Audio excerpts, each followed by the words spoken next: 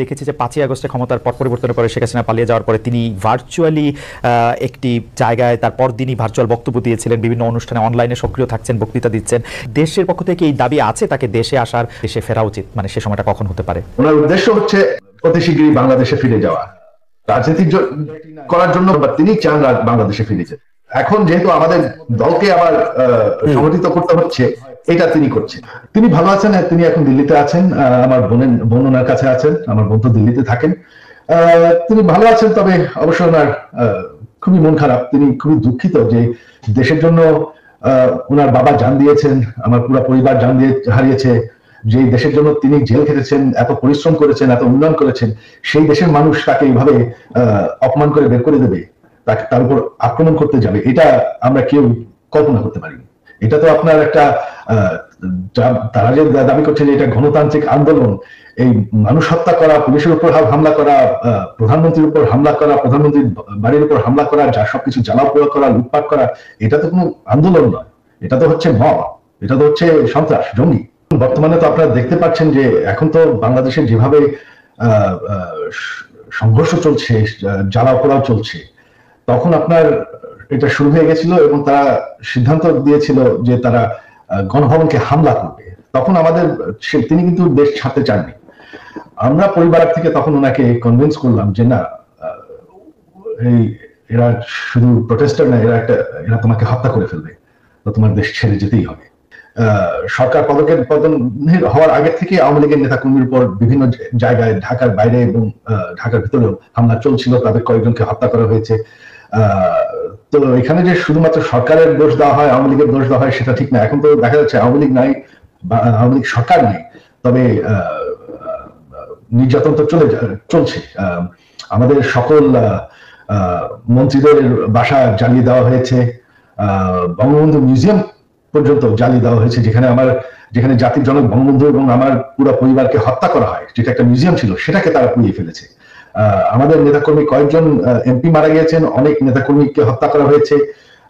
আমি শুনতে পাচ্ছি যে হিন্দুদের উপর আক্রমণ হয়েছে, কিছু মন্দির পুড়িয়ে দেওয়া হয়েছে। তো এই সংঘর্ষ তো আগে থেকেই শুরু হয়ে গেছিল।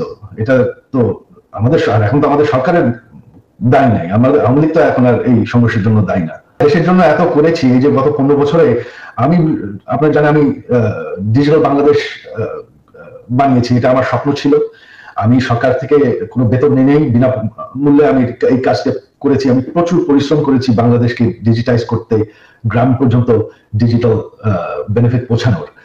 তারপরে যদি বাংলাদেশের মানুষ, এই যে উন্নয়ন আমরা করেছি, তারপরে যদি বাংলাদেশের মানুষ আমার পরিবারের সাথে এরকম করে, তাহলে আমাদের আর কিছু বলার করার নেই। আওয়ামী লীগ মরে যায়নি, আওয়ামী লীগ হচ্ছে বাংলাদেশের সব থেকে পুরাতন দল।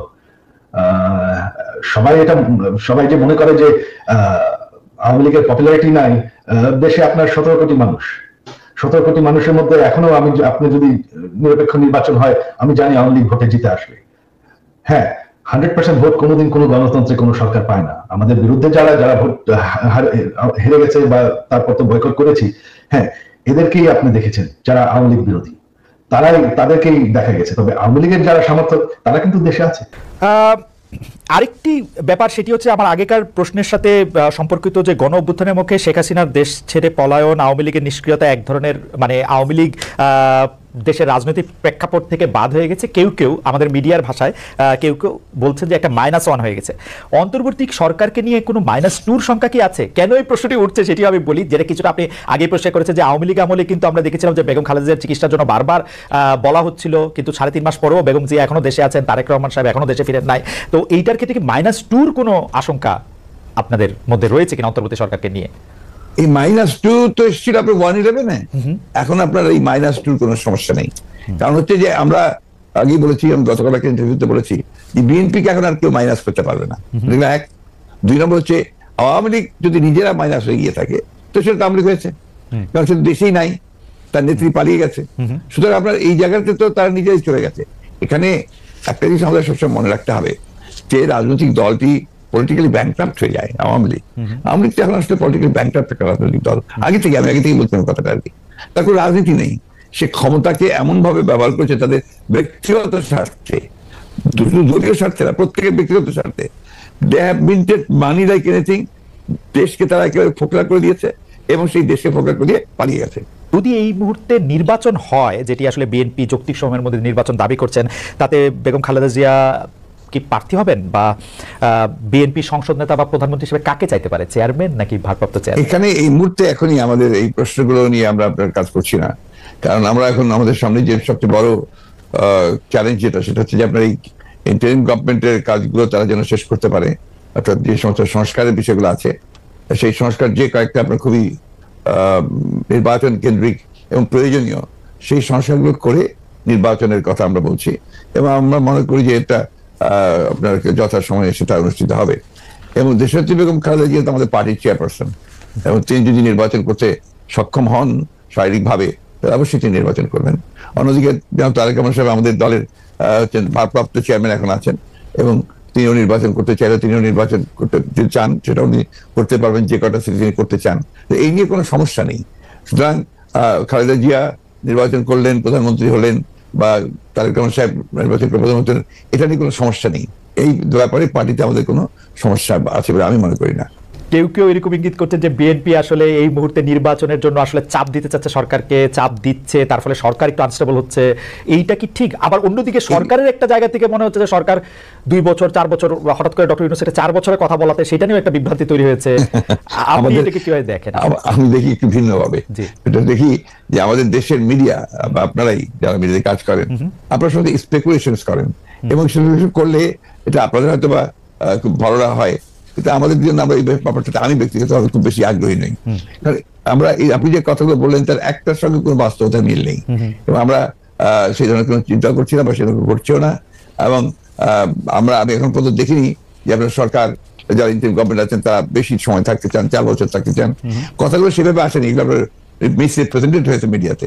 আর দ্বিতীয়ত আমরা যেটা বলছি, আমরা বলছি যে আমরা চাই যে আপনার একটা যৌক্তিক সময়ের মধ্যে সংস্কারগুলো হয়ে গেলে আমরা অবশ্যই নির্বাচনে যেতে চাই। আপনারা যৌক্তিক সময়টা, মানে হ্যাঁ আমাদের দোষ আছে জনাব মির্জা ফখরুল আলমগীর, আমরা ঠিকই, আমি দোষের কথা বলছি না, আমাদের কথা বলছি যে মিডিয়া আপনারা স্পেকুলেট করেন, স্পেকুলেট মিডিয়া করতেই পারে, কিন্তু আমরা যেটা বাস্তবতা আমি আপনাকে সেটাই বলছি। না মানে আপনি যদি অনুমতি দেন আমাদের অবস্থাটা আমরা একটু বলি, যে আমাদের কাছে মনে হচ্ছে যে নির্বাচন সংস্কার, মানে কিছু বলা হচ্ছে যে কিছু যৌক্তিক সংস্কার করে যদি নির্বাচনটা না দেওয়া হয়, তাহলে বিএনপি যখন ক্ষমতায় আসবে বা অন্য কেউ যখন ক্ষমতায় আসবে, তারাও আসলে একই সরকারের সমান ফেসিস্ট হতে পারে, গত সরকারের সমান। তো সেইটা চিন্তা করে তাদেরকে সংস্কারের কথা বলা হচ্ছে। আমি এটার সঙ্গে একেবারেই একমত নই। আমি ঘোরতর আপত্তি জানাচ্ছি, তীব্র প্রতিবাদ জানাচ্ছি। বিএনপির সঙ্গে ফ্যাসিস্ট আওয়ামী লীগের তুলনা করার কোনো কারণই থাকতে পারে না। কারণ বিএনপি ইজ এ পার্টি যে দলটা বহুদলীয় গণতন্ত্র নিয়ে এসেছে। আওয়ামী লীগ একদলীয় শাসন ব্যবস্থা বাকশালে ছিল, আমরা বহুদলীয় গণতন্ত্র নিয়ে এসেছি, আমরা সংসদীয় গণতন্ত্র নিয়ে এসেছি, ম্যাডাম জিয়া নিয়ে এসেছেন, আমরা তত্ত্বাবধায়ক সরকার বিধান পাশ করেছি পার্লামেন্টে, এবং আমাদের কাছে ফ্যাসিস্ট আমরা এখন পর্যন্ত তো প্রশ্নই উঠতে পারে না। আমাদের যে পার্টির স্ট্রাকচার, আমরা যে কাজ করেছি সেগুলো সমস্ত গণতন্ত্রের পক্ষে গেছে, এবং 14 বছর লড়াই করেছি তো ফ্যাসিস্ট হওয়ার জন্য নয়, গণতন্ত্রকে প্রতিষ্ঠা করবার জন্য।